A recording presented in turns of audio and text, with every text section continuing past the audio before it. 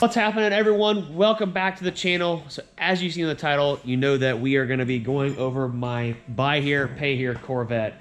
After driving it for about a day, it does have not really a lot of hidden issues, but it does have some that I wasn't aware of that we're definitely gonna have to fix and work on. Definitely gonna be a project car on top of the stuff we're wanting to do with it as far as power gains and stuff like that. So we're gonna get right into it here in just a moment. We've seen where we've got it pulled in the shop. It's kind of weird having a car here in my shop. This might be, other than Tiburon, if you've been on the channel for a long time, you know that I used to have a Hyundai Tiburon that we utterly destroyed. So this will be the first car that I'm probably not going to destroy, maybe not yet. So that being said, we're going to probably rack her in just a moment if my lift will even go low enough. I don't know. It should. I'm pretty sure it will. We're probably going to have to roll the car back a little bit to get it to go. I almost smell coolant. Maybe it's just an LS. I don't know. So we're going to pop the hood in just a moment and see what's going on. So hold tight. First things first, we're going to get right into it. As you know, Corvettes have these fancy lights that pop up, which is super cool. But when you close them, this one makes a really cool grinding noise.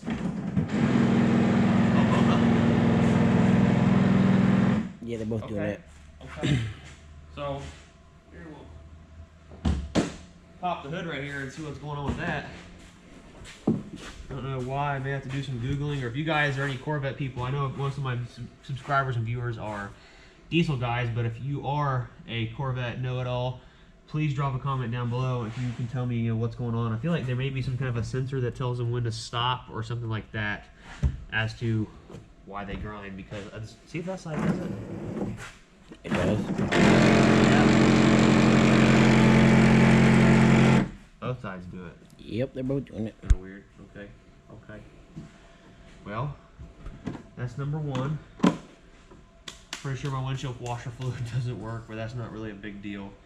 So I guess we're going to go ahead and rack it because it started making a weird noise like in the torque tube, because these things don't have a dry shaft without the clutch pushed in. So we're going to figure out what's going on with that. Maybe I can see something from underneath or kind of get an idea of what the noise is from underneath the car. So I noticed one of the latches was loose on the airbox. Figured what the hell, we check it. But gosh dang, look at all that. This thing's got a look. Bet. Look at that.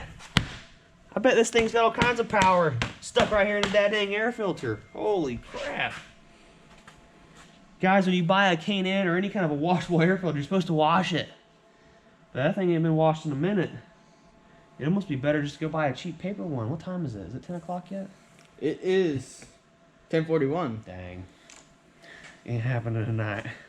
Well, I guess we'll just stuff it back in there. I'll probably just go buy a new one tomorrow. But that thing's freaking toast. That's gotta be where tons of power is coming from. There's your buy here, pay here. They didn't check my dang air filter. Okay. Buy here, and that's all you get. Back in here and for until tomorrow. Dang. Well, there's one thing. Wasn't even gonna check that. I figured, what the heck. This thing's cracked, whatever that is. I'm kind of not really caring about this plastic thing, because I feel like we're going to be doing away with the factory airbox before too long. But I guess we'll shove this back in there for now, and tomorrow I will definitely be going to get a new air filter, because that thing is done. Alright. We've got the car on the lift, and man, we went underneath it to kind of get an idea of what I was going to talk about on camera, and it has some really amazing surprises. I am tickled with what we found. Other than it having a few scrapes and bumps on the bumper, which is pretty normal. It's actually not cracked or anything. I'm very happy with that. All the tires are basically like brand new. They're Michelin's front and rear. Even though we're going to be changing tires and wheels out soon, hopefully to a lot wider set, just to give it a little bit more of a beefier look.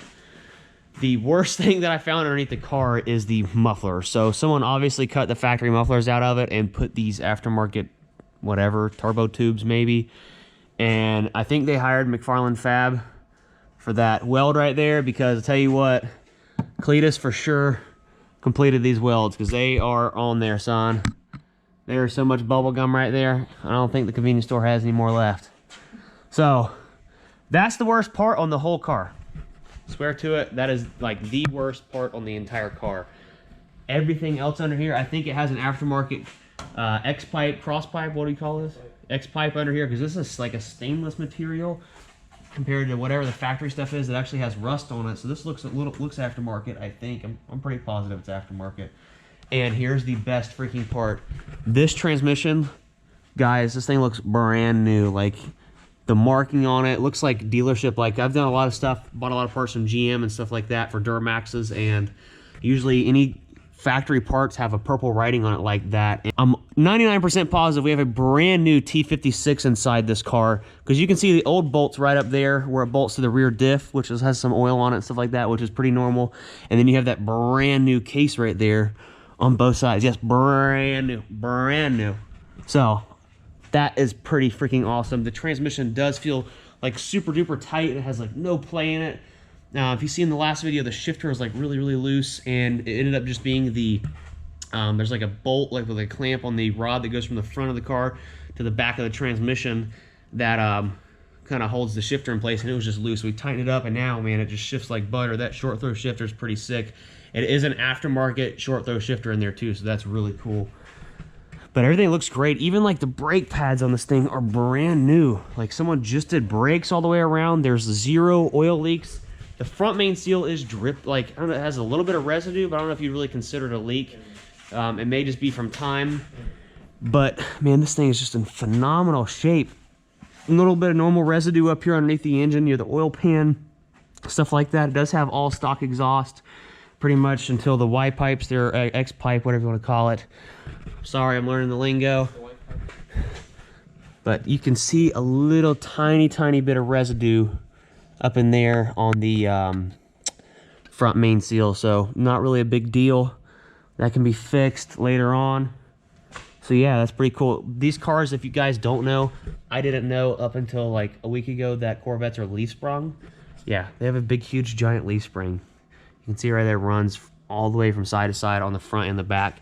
And supposedly there's some kind of a little adjuster nut up here somewhere that we can adjust to lower the car. So I'm going to look up on the internet and see how low we can go before we start having alignment issues and tires rubbing and stuff like that, because I definitely want to lower it a little bit, because it's just a little bit high for my tastes, you know, my new car taste. So going to do that, and that's pretty much it. I mean, there's really no other hidden issues underneath the car other than McFarlane Fab exhaust kit back here. We have been in talks with Texas Speed on getting maybe some aftermarket heads. I don't know if we're going to go with the heads that are on the car now, have those machined by them, send them off, or if we're going to get a new set of heads. And definitely doing cams. Probably going to go with Johnson lifters and push rods, and obviously doing headers and full exhaust, and definitely going with some different mufflers, because I don't know about those. They're a little hairy.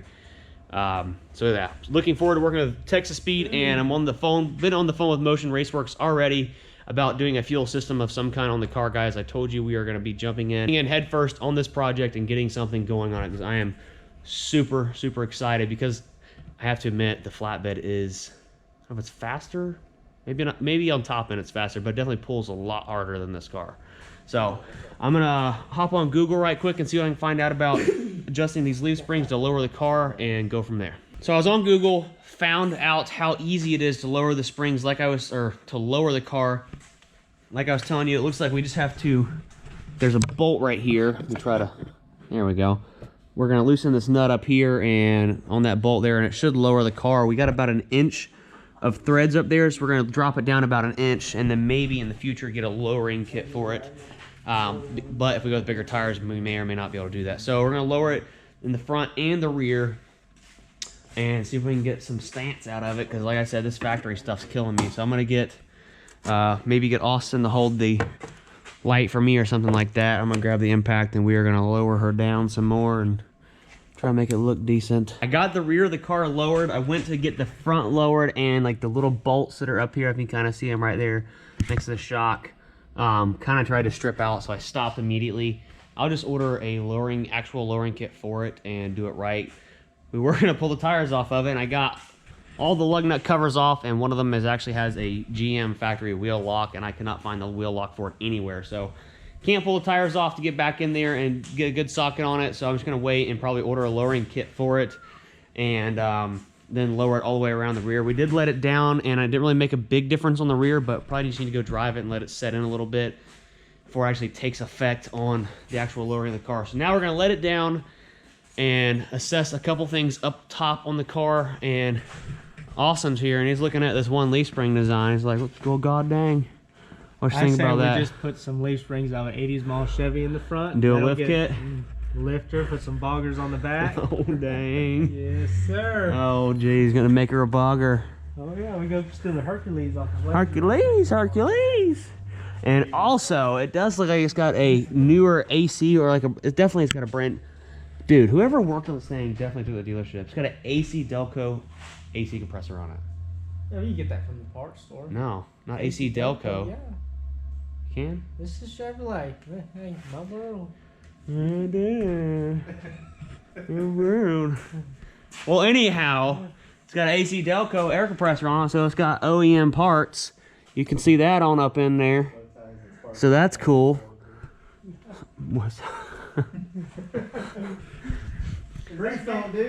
So I can't find the squeaking noise in the car. So we're kind of going to let it ride out, and maybe the squeaking noise, if it starts to get worse, we'll stop driving and try to figure it out. But I'm going to hold off on that till I get done talking with Texas Speed and find out what we're going to be doing as far as exhaust and stuff, because we have to pull all the exhaust off the car in order to get to the torque tube and change the clutch and stuff like that. So I'm going to hold off on doing anything with the torque tube, trying to figure out that problem until we get exhaust and a clutch here, so I can do it all at once instead of pulling it apart twice. So the front like little vent here was popped out of place. I got that snapped back in place. Everything's pretty much jammed up on the car, so we're going to let it down now and look at these headlights a little bit closer.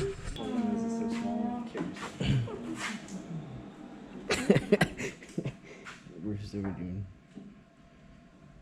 If anybody's interested in buying some stock wheels with some Michelin Pilot Sports on them, S3s. I say just rest them on. I did a little bit of research on the Google and found out that there's like a metal drive gear inside these headlights that you can replace. So I'm gonna go down to GM tomorrow and see if they have it. If not, we'll have to order it, because every time I shut the headlights, they make all these grinding noises. It doesn't sound very good. It's kind of scary. So other than that, everything looks good up here. I don't really see any leaks other than like normal, oil residue from a 120,000 mile motor. Looks pretty good. Is that an aftermarket throttle body? I don't know. You guys tell me. Looks fancy. And obviously, you definitely have to do a new air filter, because that thing is just done. The dirt's we're tracking dirt everywhere from that thing. So my ass has been hurting like a sun gun because the seat right here, the cushion is gone. So that's another problem with our car. The cushion's there, but it's like, it don't feel good. So I ordered a new seat bottom for this thing. The back of the seat's all in good shape, so I'm not worried about that. The leather's all in good shape still, but I ordered a new seat bottom. It will be here Friday. It's currently Wednesday night. So we're gonna get that put in, and the door, I'm gonna try to fix that right quick. Like when you shut it, it doesn't close very nice. Or maybe it does. Maybe yeah, it doesn't. I think it's got play in it. These adjusted. The other door, like listen to the other door. Listen to this one. Listen, ready? That's nice. This door closes way nice. That one, I think it needs adjusted up or something. Do it? Yeah. Yeah, it's the, here, right here, it's down here. Do it again. Well, it's like it's kind of like ate into the door a little bit. Like it needs to be adjusted up. So you need to like adjust these and just tap it forward a little bit. I think. Fuck, I don't know. Yeah, I do. Can't put what in here, Austin? Can't put many fat girls in. I'm out. Oh. Gosh dang. Gotta have something heavy duty. Look, you can already tell I live down a freaking dirt road. Look at all that dirt. Well, boys and girls, Put the whole school in it. it's pretty much for the mullet machine. We're gonna come up with a name, guys. Sapphire? I was thinking about that. Somebody commented on This has ruby. Sapphire's too long of a name. It's long. I like it, but And he doesn't know how to spell it when he has to type it in. bet you can't spell Sapphire. I Bet. bet you're right. Bet. You Smart spell ass. it. You spell it. S-A-P-H-I-R-E. Something like you're fucking wrong. See, you got me. I would have started with SF. S-F? Yeah. Sapphire. It's a sapphire. Sapphire. Did I spell it right, Jared? I think it's 2 P's. Woo! S-A-P-H-I-R-E. That can't be the name. About to find out. 2 P's. 2 P's? Really? Yep. Sapphire. Okay, close enough. No, I'm just you- missing a letter. I'm missing a letter. I didn't go S. SF. S fire. S fire. It's fire. Sapphire. That's Yingling. Where's the A in there? Sapphire. SF? There's no, you Sapphire. gotta have an A in there. I spell it how it's now. Sapphire. It's called sounding out your words. Spelling out.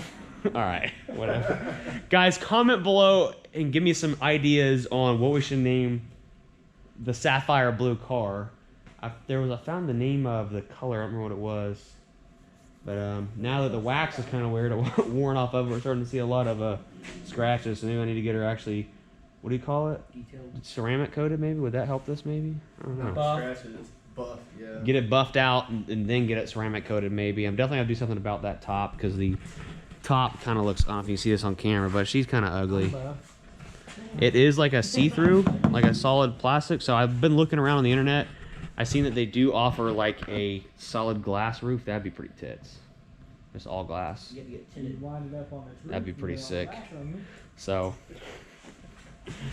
the rear's lowered. I'll post some pictures on Instagram, Bruce_After_Hours, and obviously check out the Snapchat. You can always catch the behind the scenes at After Hour Diesel. It's a 6-inch caliber. And you can check out all the stuff. I'm so stoked about having a brand new transmission. I may call the dealership because y'all are being loud over here.